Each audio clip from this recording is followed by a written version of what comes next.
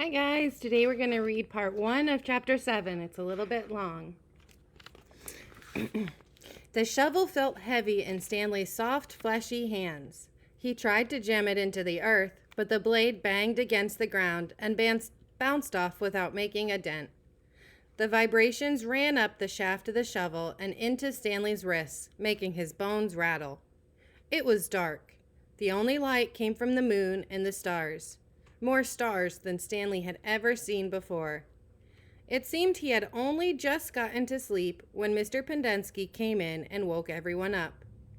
Using all his might, he brought the shovel back down onto the dry lake bed. The force stung his hands, but made no impression on the earth. He wondered if he had a defective shovel. He glanced at Zero, about 15 feet away, who scooped out a shovel of dirt and dumped it onto the pile that was already almost a foot tall. For breakfast, they had been served some kind of lukewarm cereal. The best part was the orange juice. They each got a pint carton. The cereal actually didn't taste too bad, but it had smelled just like his cot. They filled their canteens, got their shovels, and were marched out across the lake. Each group was assigned a different area. The shovels were kept in a shed near the showers. They all looked the same to Stanley, although X-Ray had his own special shovel, which no one else was allowed to use. X-Ray claimed it was shorter than the others, but if it was only by a fraction of an inch. The shovels were 5 feet long from the tip of the steel blade to the end of the wooden shaft. Stanley's hole would have to be as deep as his shovel. He'd have to be able to lay the shovel flat across the bottom in any direction. That is why X-Ray wanted the shortest shovel. The lake was so full of holes and mounds that it reminded Stanley of pictures he had seen of the moon. If you'd find anything interesting or unusual, Mr. Pendensky had told him, you should report it to either me or Mr. Sir when we come around with the water truck. If the warden likes what you found, you'll get the rest of the day off. What are we looking for? Stanley asked. You're not looking for anything. You're digging to build character. It's just if you find anything, the warden would like to know about it. He glanced helplessly at his shovel. It wasn't defective. He was. He noticed a thin crack in the ground. He placed the point of his shovel on top of it and then jumped back down with both feet. The shovel sank a few inches into the packed earth. He smiled. For once in his life, it paid to be overweight. He leaned the shaft and pried up with his first shovelful of dirt and then dumped it off to the side. Only 10 million more to go, he thought. Then placed the shovel back in the crack, jumped on it again. He unearthed several shovelfuls of dirt in this manner before it occurred to him that he was dumping his dirt within the perimeter of his hole. He laid his shovel flat on the ground and marked the edges of where the hole would be. 5 feet was awfully wide. He moved the dirt he had already dug up past his mark. He too drank from his canteen. 5 feet would be awfully deep. The digging got easier after a while. The ground was hardest at the surface, where the sun had baked a crust about 8 inches deep. Beneath that, the earth was looser. But by the time Stanley broke past the crust, a blister had formed in the middle of his right thumb, and it hurt to hold the shovel. So this chapter bounces back and forth between Stanley and his grandfather. So now we're going to learn about his grandfather's past. Stanley's great-great-grandfather, named Ilya Yelnats, was born in Latvia. When he was 15 years old, he fell in love with Mira Minky. He didn't know he was Stanley's great-great-grandfather. Mira Minky was 14. She would turn 15 in 2 months, at which time her father decided she should be married. Ilya went to her father to ask for her hand, but so did Igor Barovik, the pig farmer. Igor was 57 years old. He had a red nose and fat, puffy cheeks. I will trade you, my fattest pig, for your daughter, Igor offered.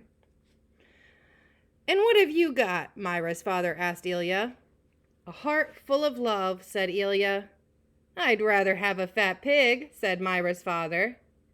Desperate, Ilya went to see Madame Zeroni, an old Egyptian woman who lived on the edge of town. He had become friends with her, though she was quite a bit older than him. She was even older than Igor Barovich. The other boys in his village liked to mud wrestle. Ilya preferred visiting Madame Zeroni and listening to her many stories. Madame Zeroni had dark skin and a very wide mouth. When she looked at you, her eyes seemed to expand, and you felt like she was looking right through you.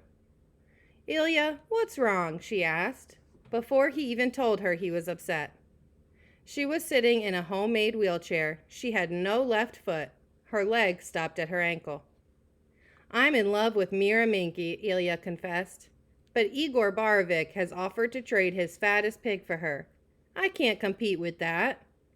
"Good," said Madame Zeroni. "You're too young to get married. You have your whole life ahead of you." "But I love Mira." "Mira's head is as empty as a flower pot." "She's beautiful." "So is a flower pot. But can she push a plow? Can she milk a goat? No, she is too delicate. Can she have an intelligent conversation? No, she is too silly and foolish. Will she take care of you when you're sick? No, she is spoiled and will only want you to take care of her. So she is so beautiful. So what?" Madame Zeroni spat on the dirt. She told Ilya that he should go to America, like my son. That's where your future lies, not with Mira Minky. But Ilya would hear none of that. He was 15, and all he could see was Mira's shallow beauty. Madame Zeroni hated to see Ilya so forlorn. Against her better judgment, she agreed to help him. "It just so happens my sow gave birth to a litter of piglets yesterday. There's one little runt who won't suckle. You may have him. He would die anyway." Madame Zeroni led Ilya around the back of her house where she kept the pigs. Ilya took the tiny piglet, but he didn't see what good it would do him. It wasn't much bigger than a rat. "He'll grow," Madame Zeroni assured him. "Do you see the mountain on the edge of the forest?" "Yes," Ilya said. "On the top of the mountain there is a stream where the water runs uphill. You must carry the piglet every day to the top of the mountain and let it drink from the stream. As it drinks, you are to sing to him." She taught Ilya a special song to sing to the pig. "On the day of Myra's 15th birthday, you should carry the pig up the mountain for the last time. Then take it directly to Mira's father. It'll be fatter than any of Igor's pigs." "If it is big and fat," asked Ilya, "how will I carry it up the mountain?" "The piglet is not too heavy for you now, is it?" asked Madame Zeroni. "Of course not," said Ilya. "Do you think it will be too heavy for you tomorrow?" "No." "Every day you carry the pig up the mountain, it will get bigger and you will get stronger. After you give the pig to Myra's father, I want you to do one more thing for me." "Anything," said Ilya. "I want you to carry me up the mountain. I want you to drink from the stream, and I want you to sing the song to me." Ilya promised he would. Madame Zeroni warned that if he failed to do this, he and his descendants would be doomed for all eternity. At the time, Ilya thought nothing of the curse. He was just a 15-year-old kid. An eternity didn't seem that much longer than a week from Tuesday. Besides, he liked Madame Zeroni, and he would be glad to carry her up the mountain. Stanley was digging. His hole was about 3 feet deep, but only in the center. It sloped upward towards the edges. The sun had just come down over the horizon, but he could already feel its hot rays against his face. As he reached down to pick up the canteen, he felt a sudden rush of dizziness and put his hands to his knees to steady himself. For a moment, he was afraid he would throw up, but the moment passed. He drank the last drop of water from his canteen. He had blisters on his fingers, and one in the center of each palm. Everyone else's hole was a lot deeper than his.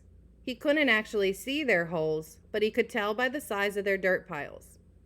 He saw a cloud of dust moving across the wasteland, and noticed the other boys had stopped digging and were watching it too. The dirt clod moved closer, and he could see that it trailed behind a red pickup truck. The truck stopped near where they were digging, and the boys lined up behind it. X-Ray in front, Zero at the rear. Stanley got in line behind Zero. Mr. Sir filled each one of their canteens from a tank of water in the bed of the pickup. As he took Stanley's canteen, he said, "This isn't Girl Scouts, is it?" Stanley raised and lowered one shoulder.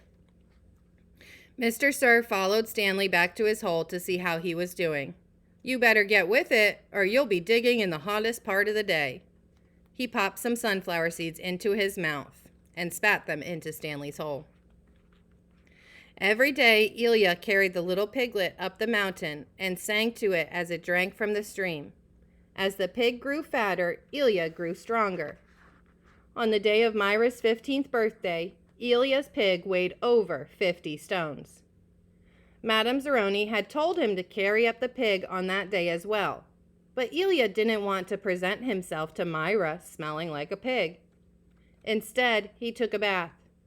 It was his second bath in less than a week. He led the pig to Myra's. Igor Borovic was there with his pig as well. "These are two of the finest pigs I've ever seen," Myra's father declared. He was so impressed with Ilya, who seemed to have grown bigger and stronger in the last 2 months. "I used to think you were a good-for-nothing book reader," he said, "but now I see you could be an excellent mud wrestler." "May I marry your daughter?" Ilya boldly asked. "First, I must weigh the pigs." Alas, poor Ilya should have carried the pig up the mountain one last time. The two pigs weighed exactly the same. Stanley's blisters ripped open, and new blisters formed. He kept changing his grip on his shovel to avoid the pain. Finally, he removed his cap and held it between the shaft of his shovel and his raw hands. This helped, but digging was harder, because the cap would slip and slide. The sun beat down on his unprotected head and neck. Though he tried to convince himself otherwise, he had been aware for a while that his piles of dirt were too close to his hole. The piles were outside his 5-foot circle, but he could still see he was going to run out of room. Still, he pretended otherwise and kept adding more dirt to the piles that he would eventually have to move. The problem was, when the dirt was in the ground, it was compacted. It expanded when it was excavated. The piles were a lot bigger than his hole was deep. It was either now or later.